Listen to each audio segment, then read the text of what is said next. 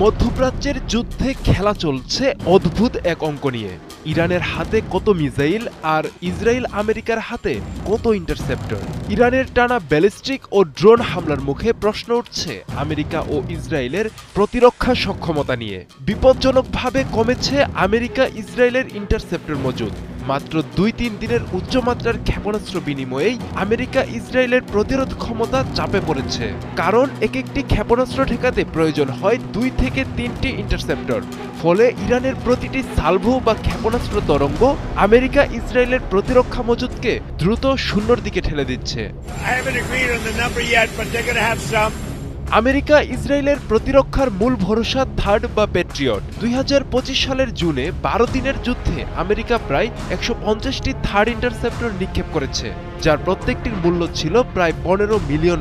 বর্তমান সময়েও ইরানের মিসাইলের আঘাত ঠেকাতে এই ধরনের ইন্টারসেপ্টর ব্যবহার করছে আমেরিকা ইসরায়েল। প্রশ্ন হচ্ছে, ইন্টারসেপ্টরের ব্যবহার এই গতিতে চললে মজুদ কতদিন টিকবে? প্রতিরক্ষা বিশ্লেষকদের মতে উচ্চমাত্রার হামলা অব্যাহত থাকলে কয়েকদিনের মধ্যেই অপারেশনাল স্টক উল্লেখযোগ্যভাবে কমে যাবে।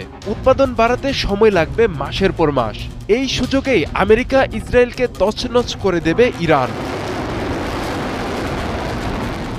যদি ইরান আরও কয়েকদিন টানা হামলা চালায়, তাহলে তেল স্থাপনা, বড় বিমান ঘাঁটি ও কৌশলগত বিমান ঘাঁটি লক্ষ্যবস্তু হবে।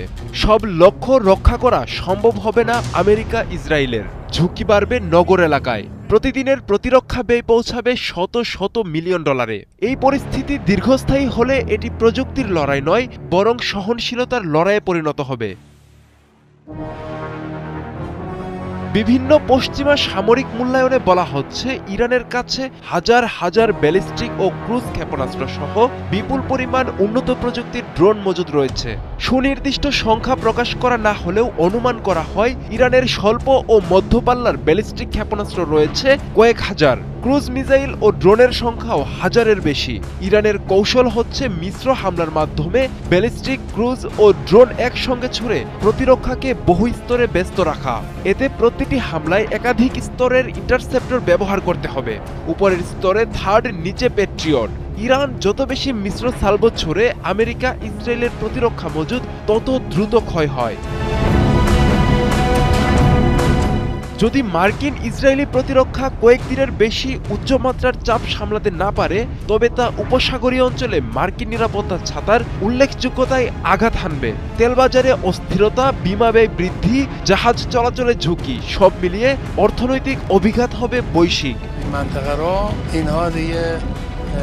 এই সংঘাতে সবচেয়ে বড় প্রশ্ন, কে আগে ক্লান্ত হবে?